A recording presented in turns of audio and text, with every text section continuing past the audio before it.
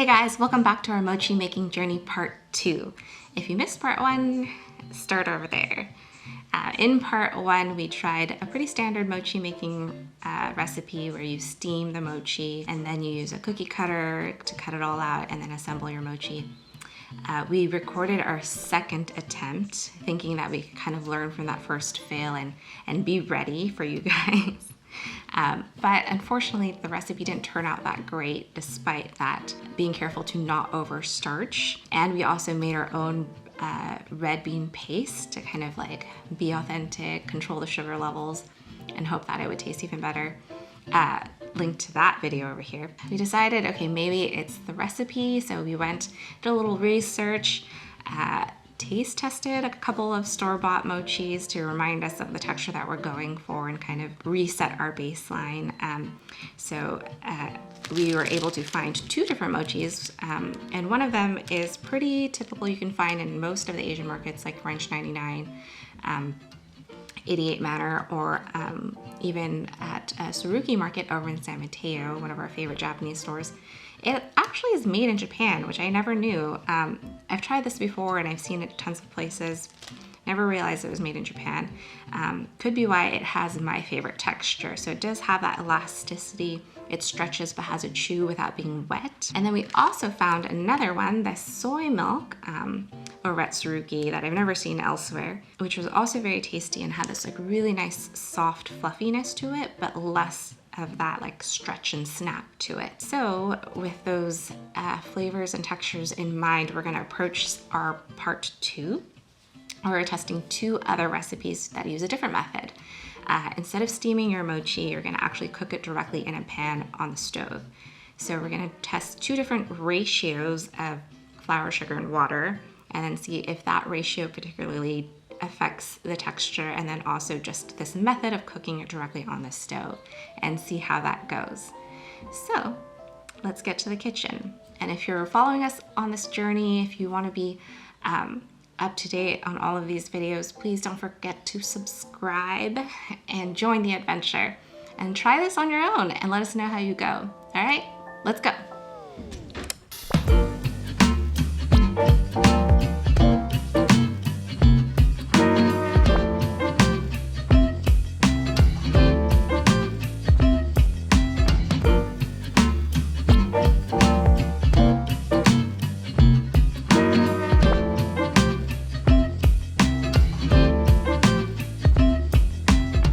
To make mochi, you'll need sweet rice flour, sugar, water, and your red bean paste filling. To start, combine flour and sugar in your pan, then add your water and mix well.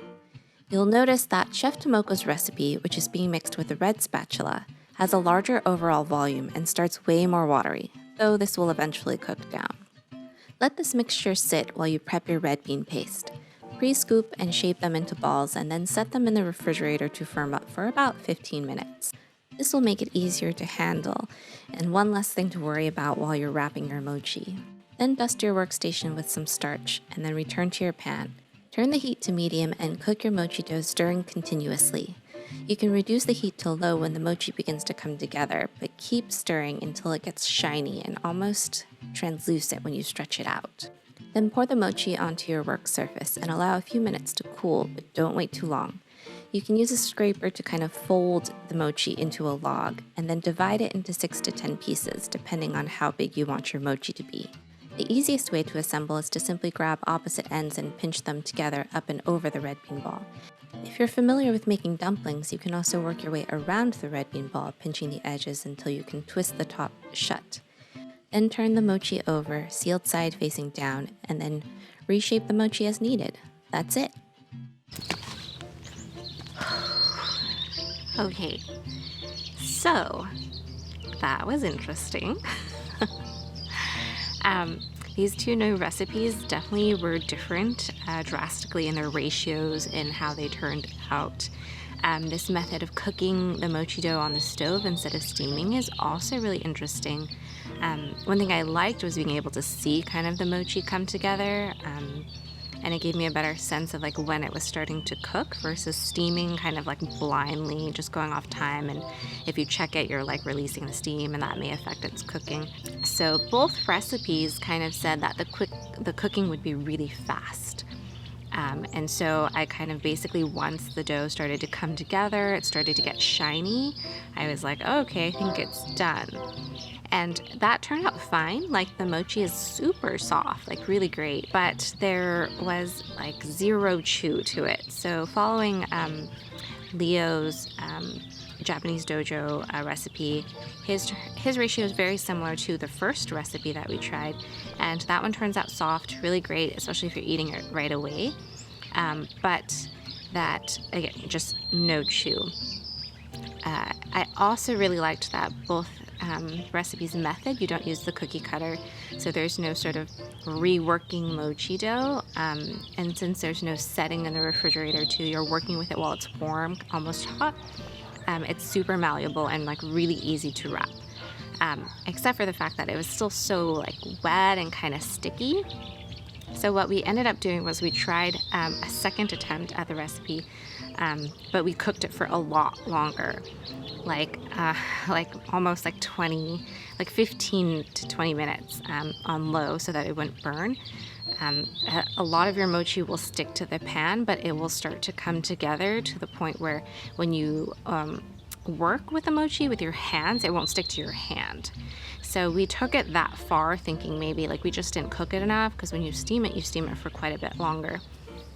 And it does definitely give you a little bit more of that bite, a little bit more chew, but not exactly what we were looking for. So I think we're still not quite there in terms of the texture that we want, but we are closer. Another thing was just that because it's so, you can see when you compare how our mochi tears to the store-bought mochi, you'll see that there's just not that sort of stretch and elasticity. It kind of is like, just comes apart, and the mochi dough just doesn't hold as well either. Not quite there yet, but we are definitely one step further. Next time we are going to try, instead of using mochiko flour, we're gonna get our hands on the shiratomoko flour, which a lot of recipes kind of like list as interchangeable, but on a little bit further investigation, it turns out the flours are supposedly really different and should affect flavor and texture. So given that, we have to try it and see for ourselves if that's what's going to make the difference.